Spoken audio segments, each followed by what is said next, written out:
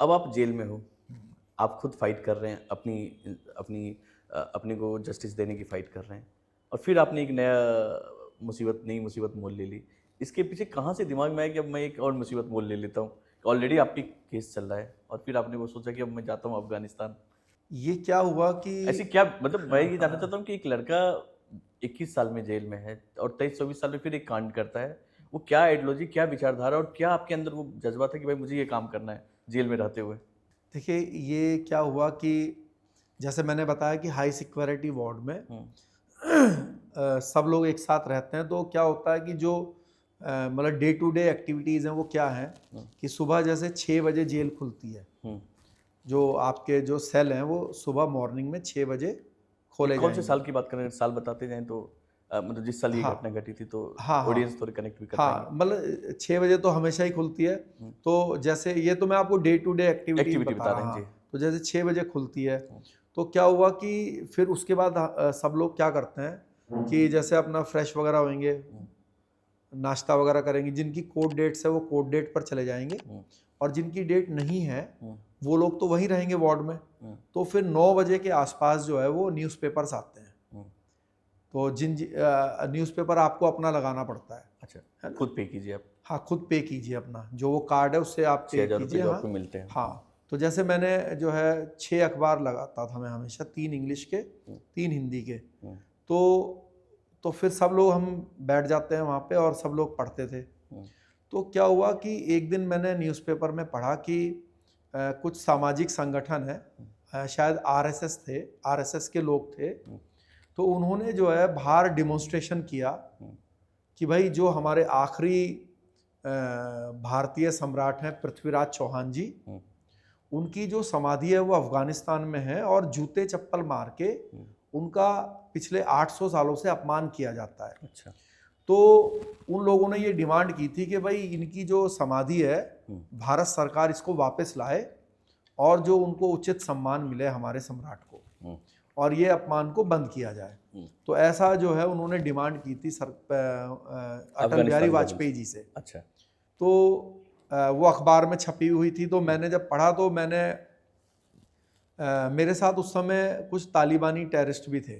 उनका जेल में। हाँ, मुझे नाम भी याद है, एक का नाम तो था गयूर खान, गयूर खान। हाँ, एक का नाम था ताज़ा खान। साल कौन-सा था अगर याद बता दें? ये साल है आपका 2000 2-3 का पीरियड है। ठीक है। जब मैंने ये न्यूज़पेपर में पढ़ा, तो मैंने उनको ऐसी बातचीत, जैसे फिर न्यूज़ पढ़ते हैं तो उस पर डिस्कशन भी करते हैं राइट, ना, राइट। जैसे कोई भी न्यूज़ हो चाहे, तो और फिर जेल में काम भी किया, चर्चा ही दिन भर तो चर्चा हाँ, करनी है अपनी। हाँ, मतलब फिर न्यूज़ जैसे पढ़ेंगे तो फिर उस पे डिस्कशन होगा। मान लीजिए कोई नक्सली से रिलेटेड है हुँ, या कोई कश्मीर से रिलेटेड है या कोई भी, तो उस पे भी डिस्कशन होगा आपस में। तो फिर मैंने उनको कहा कि यार ये तो आपके देश में बड़ा गलत होता है भाई, हुँ। और ये तो अच्छी बात नहीं है कि किसी ऐसे सम्राट को आप ऐसे कर रहे हैं। सम्राट के ऊपर जूते चप्पल मारे जाएँ, हुँ, रखे जाएँ। तो मैंने कहा देखना भारत सरकार इसको लेके आ जाएगी, क्योंकि आरएसएस ने डिमांड की है हुँ। और प्रधानमंत्री जो अटल है जी ने। अटल जी जो है, खुद उनकी भावना इससे जुड़ी हुई है। हुँ, क्योंकि आपको बता दूं कि अटल जी ने खुद पार्लियामेंट में 2 बार बोला है जी। कि भाई ऐसे-ऐसे वहाँ पे अपमान होता है और ये हमें अच्छा नहीं लगता है। वो उन्होंने खुद प्रयास भी किया था जब वो 80s में विदेश मंत्री थे। जी, और उस समय अफ़गानिस्तान में तालिबान का राज्य चल रहा था। किस समय? जिस साल की बात कर रहे हैं, 2001 में हाँ, वो तो तालिबान स्टेट हाँ, थी। जब ये ट्विन टावर अटैक के बाद जो है हुँ, तालिबान तो उससे पहले था, हुँ। But after twin tower attack, US फिर तो एंटर किया हाँ, था फिर यहाँ। तो वहाँ पे नाटो फोर्सेस और तालिबानियों का आपस में लड़ाई शुरू हो गई थी। हुँ, तो ठीक ये है। जो पीरियड है उस समय तो मेरे ख्याल में लड़ाई शुरू हो चुकी थी, चल रही थी वहाँ हुँ, पे लड़ाई। तो वो हंसने लगे, कहने लगे कि राणा जी 800 साल से कोई ला नहीं पाया, हुँ, तो अभी भी आपके सरकार के बस की ये काम नहीं है, हुँ। और आप तो आलू खाने वाले लोग हो। ये तो हम पठान हैं जो वहाँ से आके कुछ भी कर सकते हैं, अच्छा, और आप लोगों के बस का ये काम नहीं है, आपके सरकार के बस की ये काम है नहीं। नहीं है। तो मैंने कहा, मतलब मेरे मुँह से ये ऐसा निकल गया हुँ, कि चलो कोई बात नहीं, अगर सरकार नहीं करेगी हुँ, तो मैं अफ़गानिस्तान जाऊँगा। हुँ, तो वो और हँसने लगे, हुँ, कहने लगे कि राणा जी आप क्या ऐसी बात करते हो, हुँ, और अगर इतना ही आसान आपको लगता है तो पहले आप तिहाड़ से ही निकल जाओ। हाँ यही। हमारे इतने बड़े बड़े संगठन हैं तो हम लोग तिहाड़ से नहीं निकल पाते हैं, तो पहले आप इस तिहाड़ के दरवाजे से ही बाहर निकल के दिखाओ, वहाँ जाना तो बहुत दूर की बात है। तो मैंने कहा कि ठीक है, तिहाड़ से भी निकलेंगे और अफ़गानिस्तान भी जाएंगे। तो अब क्या है कि ये बात मुंह से निकल गई, और आपको बता दूं कि ऐसा ये ईश्वर की इच्छा थी जो ऐसा निकल गया। अब अगले दिन से उन्होंने मजाक बनाना शुरू कर दिया जेल में। हाँ, क्यों देखिए जेल में एक बात है कि जेल में आप अवॉइड नहीं कर सकते ना किसी को। अगले दिन जब सुबह 6 बजे खुलोगे तो फिर वही चेहरे। हाँ, ऐसा तो है नहीं कि आपने अपना मोबाइल फोन बंद कर लिया और सामने वाले की बात सुनोगे नहीं। जेल के अंदर तो आपकी मजाक उड़ाने लगेंगे लोग जो है, अगर कुछ भी ऐसी बात आपने बोली। हाँ, तो फिर वो लोग मजाक करने लगे, हाँ भाई कब जा रहे हो अफगानिस्तान राणा जी, कब जा रहे हो तिहाड़ से बाहर। तो ऐसे करके जो है एक माइंड मेकअप होता चला गया कि भाई जाना भी है और अपने जो अंतिम हिंदू सम्राट हैं उनकी मिट्टी समाधि भी वापस लेके आनी है। तो फिर उसके लिए, क्योंकि सबसे पहले तो तिहाड़ जेल उसमें सबसे बड़ी बाधा थी, और वहाँ से निकलना, क्योंकि केस में तो टाइम लगने वाला था तो उतना वेट संभव नहीं था। तो फिर ये मन बनाया कि भाई जेल से एस्केप होना है और तिहाड़ जेल से फरार होके जाके अफ़गानिस्तान जाना है।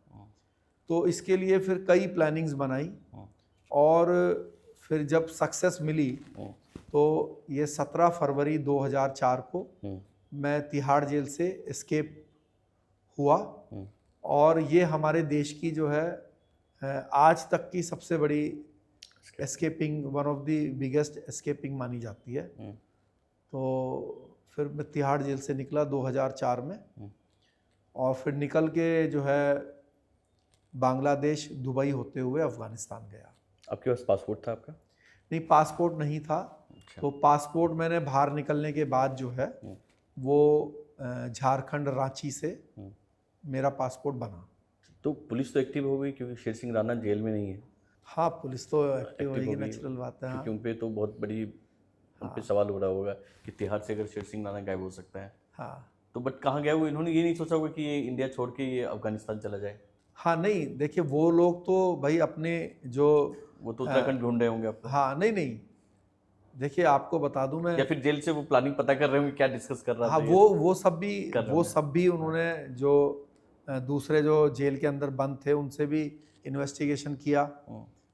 तो लेकिन क्या है कि देखिए पुलिस भी बड़ी समझदार है और हमारी सोच से भी बहुत ज़्यादा समझदार है, उसमें भी एक से एक काबिल ऑफिसर हैं। तो जब वो लगेंगे और फिर उनके पास पूरे इक्विपमेंट्स हैं, तो वो भी मेरे पीछे पीछे ही एक तरीके से, मैं आगे आगे और वो मेरे पीछे पीछे, जब तक मैं इंडिया में रहा। और जब मैं बाहर भी चला गया तो उनको मेरी काफ़ी एक्टिविटीज़ की नॉलेज अपडेट था उनको, अपडेट रहा। असल में क्या है कि पुलिस जो है ना वो बहुत सारी चीज़ों को आम लोगों से या मीडिया से साझा नहीं करती, बट इट डजेंट मीन कि उनको पता नहीं है।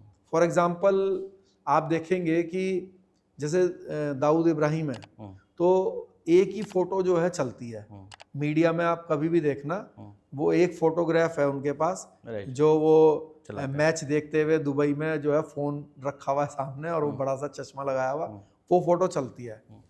लेकिन क्या है कि जो हमारी जो एजेंसी हैं, हो सकता है कि अभी जब सुबह आज नाश्ता किया हो उसकी भी फोटो, तो वो फोटो भी उनके पास हो और क्या नाश्ते में खाया वो भी हो, लेकिन वो आपसे शेयर नहीं करेंगे, है ना। तो उनको बहुत कुछ नॉलेज होती है बट वो पब्लिकली उसको जो है शेयर नहीं करते। तो ऐसे वो मेरे पीछे भी लगे हुए थे, तो उनको बहुत सारी चीज़ें मालूम पड़ गई थी, भाई किस नाम से पासपोर्ट बना हुआ है, अच्छा है ना, कहाँ से बना। वो अपना काम कर रहे थे और मैं अपना काम कर रहा था। हो सकता है कि उनको ऐसा भी लगा हो कि चलो देश के लिए कुछ अच्छा काम कर रहा तो पहले कर लेने दो फिर ले आएंगे, ये भी हो सकता है। हाँ, तो ये तो उनकी अपनी वो होगी। एक थोड़ा सा अगर वो बता दें कि जेल वाला जो प्रोसेस है आपके एस्केप का, वो मतलब बनाया कैसे प्लान आपने, कि क्या उसमें लूप किया? आपने बहुत जगह बताया भी है और बहुत जगह चर्चा भी इस बात की, वो थोड़ा सा बता पाएंगे एस्केप हुए कैसे? हाँ, देखिए क्या है कि मैं कोर्ट डेट्स पर बाहर जाता था। तो कोर्ट डेट पर जब बाहर जाते हैं तो जो दिल्ली पुलिस की जो एक बटालियन है उसका ये काम होता है कि जेल से लेना और फिर जिस भी कोर्ट में उनको पेश करना है वहाँ पर उनको पेश करके वापस लाना। तो इस दिन जो है मेरी भी कोर्ट में पेशी थी हरिद्वार में। तो सेम केस में नहीं, एक क्या हुआ कि जब फूलन का केस लगा मेरे ऊपर तो मेरे ऊपर जो है उन्होंने गैंगस्टर एक्ट लगा दिया था। अच्छा। हाँ, देखो केस अलग होता है, एक्ट अलग होता है। एक्ट जो है वो पुलिस किसी के ऊपर भी लगा सकती है, जैसे मकोका होता है ना, ये गैंगस्टर एक्ट होता है, गुंडा एक्ट होता है, वो पुलिस की अपनी कार्रवाई होती है। तो पुलिस ने गैंगस्टर एक्ट का एक केस मेरे ऊपर हरिद्वार में लगा दिया था फूलन देवी के केस के बाद में। तो उस केस में मैं जाता था तो जब मैं जैसे जो नॉर्मली जो जाने का टाइम था वो ये था कि भाई अप्रॉक्सीमेटली 6:45 बजे पुलिस आती थी और 14 पुलिस के पर्सनल जो है वो मेरे साथ जाते थे। हाँ, तो वो लोग आते थे और 6:45 के आसपास लेके चले जाते थे।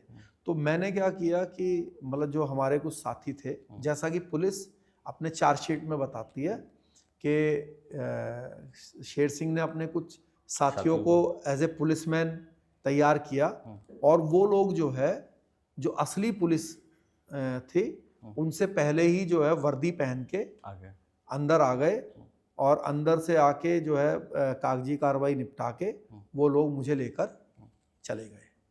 और उसके बाद फिर असली पुलिस वाले आए और जब वो असली आए तो जब उन्होंने जेल वालों से कहा कि भाई शेर सिंह कहाँ है, तो तब ये बात खुली कि भाई शेर सिंह को तो उसके जो साथी हैं वो पहले ही ले जा चुके हैं। तो ये हुआ।